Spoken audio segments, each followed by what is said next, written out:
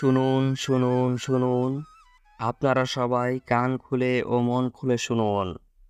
এখন থেকে আপনারা আমার বাঘ মামার দোকানেই পাচ্ছেন pizza burger, chicken fry, chicken chop, chicken burger, ডিম বার্গার, চিকেন তান্দুরি, চিকেন কাবাব, বিরিয়ানি, চিকেন ললিপপ সহ আরও অনেক কিছুই পাবেন আমার বাঘ মামার দোকানে। তাই আপনারা আর দেরি না করে এখনই অর্ডার করে ফেলুন। 30 মিনিটে ডেলিভারি, তা না হলে ফ্রি ফ্রি ফ্রি। আরে বাহ, এ তো দেখছি ফ্রিতে খাওয়ার সুবর্ণ সুযোগ। না, এ সুযোগ কোনোভাবেই মিস করা যাবে না। যাই, প্রথম অর্ডারটা আমি দিয়ে দেই। হ্যালো বাঘ মামা, আমি পুচকে বানর বলছি। হ্যাঁ ভাগ্নে, বল তুই কি অর্ডার করতে চাস? মামা, আমার জন্য এক প্যাকেট বিরিয়ানি, একটা চিকেন ললিপপ আর একটা চিকেন তান্দুরি আমার বাসা ডেলিভারি করে দিও। আচ্ছা ভাগ্নে, তুই নিশ্চিন্তে থাক। শিয়াল ভাগ্নেকে দিয়ে আমি তোর বাসায় এখনই ডেলিভারি করে দিতেছি। এই যে শিয়াল ভাগ্নে, আমাদের প্রথম অর্ডার এসে গেছে। তুই এক প্যাকেট বিরিয়ানি, একটা চিকেন ললিপপ, একটা চিকেন তান্দুরি প্যাক করে পুচকি বানরের বাসায় ডেলিভারি করে দিয়ে আয়। আচ্ছা বাঘ মামা, আমি এখনই যাচ্ছি ডেলিভারি নিয়ে।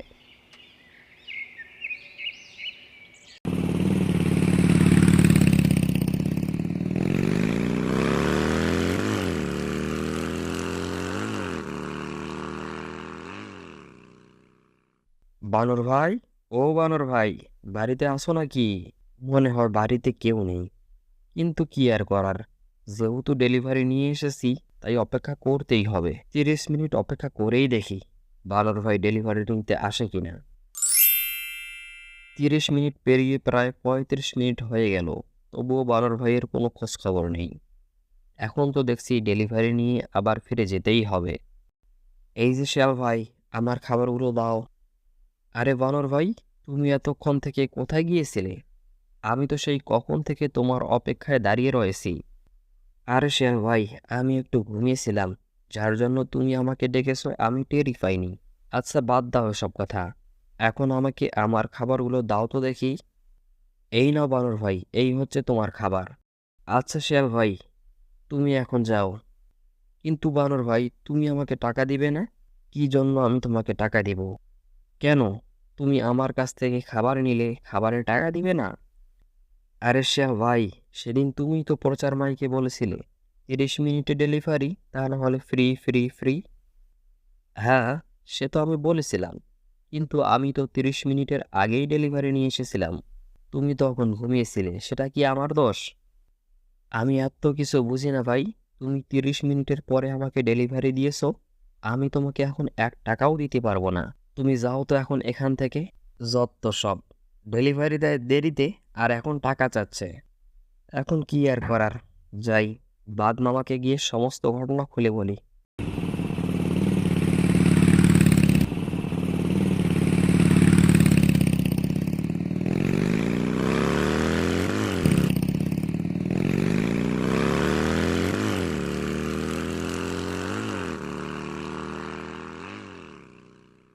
কি রে শিয়াল ভাগ্নে, কি হয়েছে?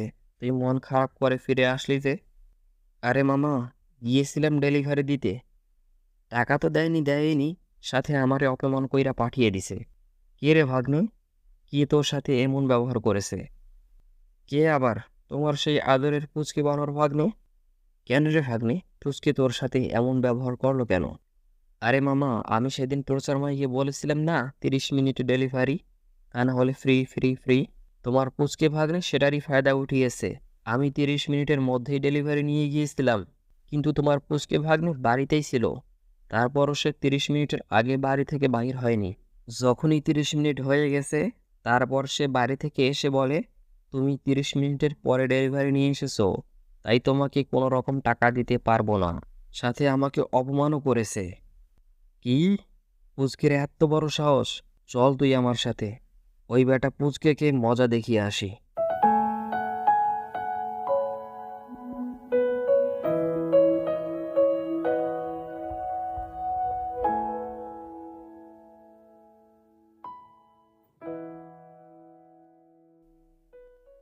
এই পুচকে, এই বেরিয়ে আয় বলছি, বেরিয়ে আয়।